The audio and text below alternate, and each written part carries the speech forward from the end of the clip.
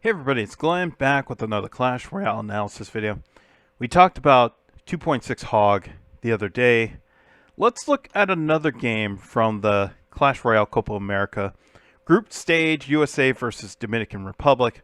We got Airsurfer, who we featured in the previous 2.6 Hog video. Back, using it again. Let's see what he does this time. With the magic deck, and he comes in with Hog immediately. That's just an unfortunate placement by Will.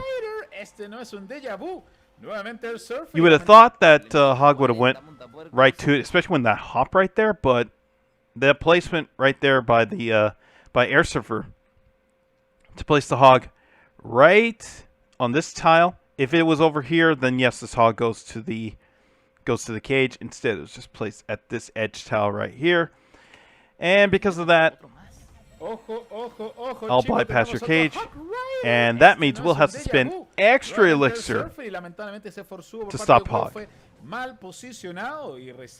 And that gives Airsurfer the opportunity to play a free log for no reason, just does some damage on the tower, because he knows he's up in elixir.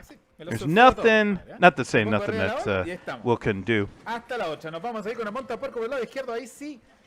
So that's the interaction that Will wanted in terms of Hog versus Cage. Got nothing out of that, and here comes Valkyrie, and it's a double push, so it's up to Will. Okay, what does Will want to do? Nope. There's an Ice Spirit, and nope, there's Skeleton. You just see the interactions there where everybody just crashed to the center. On those, both of them, 1 elixir, so 2 elixir spent to stop that mini double push there. It was pretty crazy. So Airsurfer comes in with Musketeer on the left side to meet, and Valkyrie goes to meet her, which means Hog's going down the other side, and that's really unfortunate again by Will, because if you look at what was supposed to happen here, Will and Airsurfer both played their win condition at the same time. Graveyard and Hog. This Inferno Dragon was supposed to come in and slowly make its way up. This Princess Tower is going to be so distracted that the Inferno Tower is going to get on the tower, take it down. This game's over. But no, that didn't happen, because this Inferno Dragon comes in, and it's supposed to come down to the tower, but now it's having to deal with Hog Rider.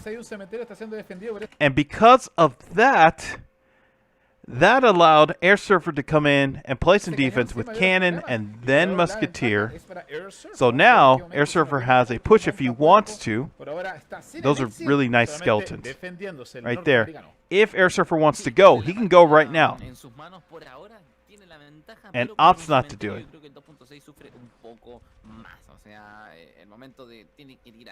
Will brings in archers to answer, but now it's about answering the Hog. And again, that's the interaction Will wanted in the beginning that he didn't get. And it feels like that interaction in the beginning was really the difference. But this time we have a spell. Unlike the last video where there wasn't a spell other than Zap. So now Hog, this cage play by Will has improved since the beginning of the game. Hog comes in, and Valkyrie and Brawler, but the Cannon is just so good in terms of stopping the graveyard. Because I was thinking to myself, like, why, and we're going to see the stats at the end, and say, why was Will having a hard time with this matchup? And I think it came down to the structure of the deck. Because it's close right now as we get into double elixir time. And when it's double elixir time, you know that both players can just cycle their spells and it's game over.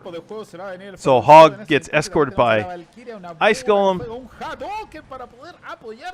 and gets stopped. Goblin Brawler finishes that Musketeer, but is already cycled back to another musketeer. Hog and Ice Golem, another escort. And Valkyrie has to come in. And it's that Valkyrie, it was that Valkyrie right here that made me realize exactly what was happening with this deck and why Airsurfer was just seemingly in control. But if you look at the tower damage, it's still fairly even. And I was like, but there should be more opportunities for Will. And it really did feel like, yeah, there should be more opportunities for Will. But look at where the Valkyrie is played, right here. It's played up front, right here, to stop the Hog and the Ice Golem, but to stop the Hog. Here comes Cage, and it gets stopped. But by the time the Valkyrie gets to the bridge, it has no health left. I was like, what is happening? I mean,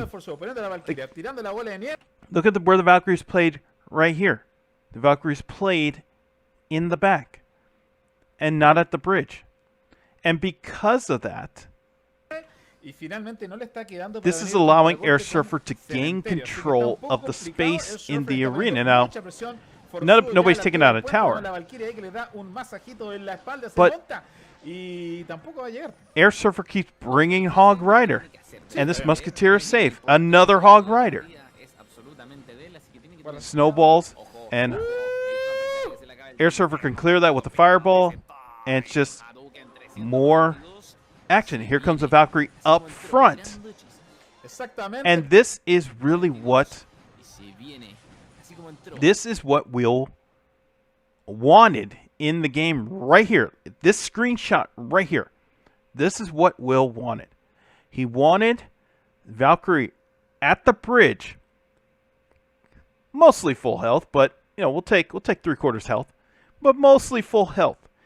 As Valkyrie comes down, gets the attention of the Princess Tower, and then all the skeletons from the graveyard just come in and just swoop through, and that's the tower down. But if we rewind back to almost all the interactions, he couldn't do that. And the reason why he couldn't do that is because if he played it here, Hog Rider's just going to either be played right here to the left of Musketeer and then hop over the bridge and then go to the tower, or played right here at this tower right here at the far right, jump over and then go to the tower, and Valkyrie will not be around to answer it. So Valkyrie has to be played back here. That prevents Valkyrie from coming here slowly and creating a push that would allow the graveyard to do action. And it was just that little thing that allowed Airsurfer to say, okay, I'm gaining control of the space that was around me. Look, like, once Valkyrie got played, right, once Valkyrie got to the bridge, Hog Rider played right here. And there's a good cage to stop that. But you're not seeing a graveyard right here. And it was just fascinating because that's what Will was hoping for, and he wasn't able to get it because Hog Rider kept getting played. Another Hog Rider. It was just really fascinating to see this is what 2.6 Hog does to people. It just takes them out of their element because you're just having the answer to another Hog right here. The cannon comes in the back to slow down the graveyard, but that Valkyrie just can't get to the tower. Another two, so now we got something with two Valkyries. But there's that cannon's still safe in the back, and another cannon gets dropped in, but already by then it's too late. It's just really fascinating how the threat of Hog prevented Will from doing, not being able to do anything, but being able to do his attack the way he wanted it to, the way Will wanted it to play. I mean, 11 Hog Riders in four something minutes. Just absolutely nuts. 8 Musketeers. Airsurfer just cycling through it, just like it was just, just cycling like on a bike, just cycling through without a worry, because just constant pressure. And it was keeping the Valkyrie in the back that allowed Airsurfer to take control of the space that was being played in this game. Only 4 graveyards played. 11 Hog Riders versus 11 Hog Riders played. That's the main win condition here. If you're telling me 11 Hog Riders versus 4 graveyards, I'm picking Hog Rider every time. But if you look at the advantage here, based on Stats Royale, they're saying this is a pretty much a 6-3, 6-4 advantage in favor of what should be, graveyard poison. And Airsurfer was just able to keep control of this game, forcing one card. It really came down to one card and the placement. And once that card was deployed, the rest of the game followed. So amazing play by Airsurfer to understand that. That's why he's the pros. That's why everybody's the pros. But it's just amazing for Airsurfer to see that and recognize that and just say, okay, this is my game and it's up to you to answer. So congrats to him on this win, another 2.6 hog win. I mean, this is, if you are wanting to play 2.6, this is a great example of understanding